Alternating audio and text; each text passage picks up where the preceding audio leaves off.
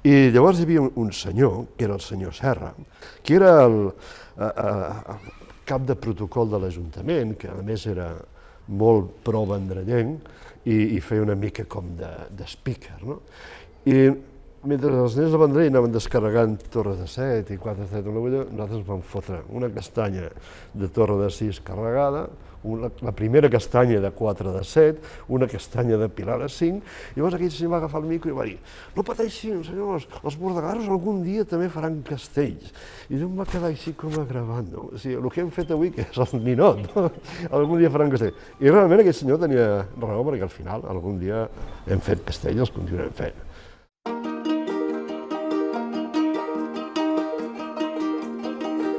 El Canco és un paio peculiar, amb un sentit de l'humor especial, irònic, simpàtic, intel·ligent. De fet, és un bordegàs que sembla que ho tingui tot. El Canco és la persona que defineix amb la perfecció persona de colla i el que significa ser d'una colla.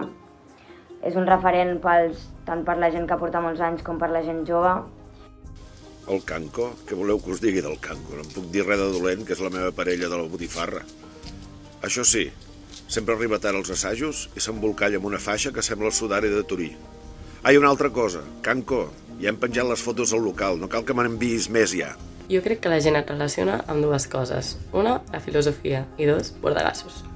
L'únic dubte que m'ha generat tota la vida és que mai he sabut si el seu nom l'he d'escriure amb 2 Ks o amb una K i una C.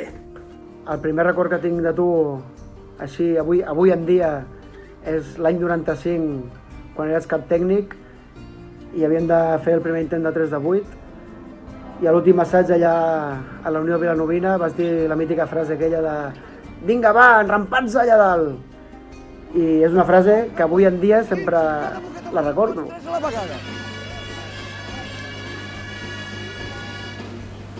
Pugen molt lentament. Segon, terços, quarts. Un dia de l'any 95 em va dir amb aquella manera que té ell de fer «Au, va, tira tu aquell castell». Jo feia poc que havia entrat a la tècnica i em va deixar a mi allà sol a l'assaig tirant un castell, que era la primera vegada que ho feia a la vida. És de les estones més dolentes que he passat. Va ser terrible, terrible. I és veritat que per casa sempre hi ha hagut fotos, aletes, una faixa verda, una camisa estanyida i pantalons blancs per rentar. Que bueno, he de dir que jo tinc com la sensació que a assaig no hi vas gaire, hi vas poc i tard, però també em sona que fas feina d'arxiu, llavors es compensa. Que bueno, jo encara no sé què és l'arxiu. El Canco, arxivador de per vida, sap dir les paraules justes en el moment oportú. Ara bé, li demanes una foto, no la troba. I de sobte et porta fotos que no necessites per res. És un noi molt intel·ligent i de molta cultura.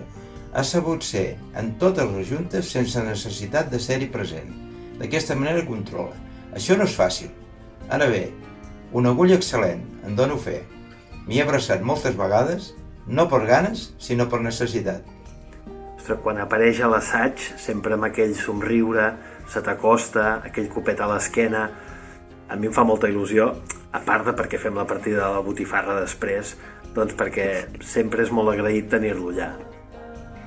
Cal dir que hi havia una època en què a cada temporada hi havia una lesió nova, una mà, un ull, els 2 braços... Vaja, molt bé. I sempre que parles de la colla, en parles com un lloc molt important per tu i per la gent a la que acull. I jo no sabria imaginar-te sense ser part de bordegassos. L'Alexandre Ràfols, el Canco, és a la colla des dels seus inicis. Ve una miqueta abans del 1972.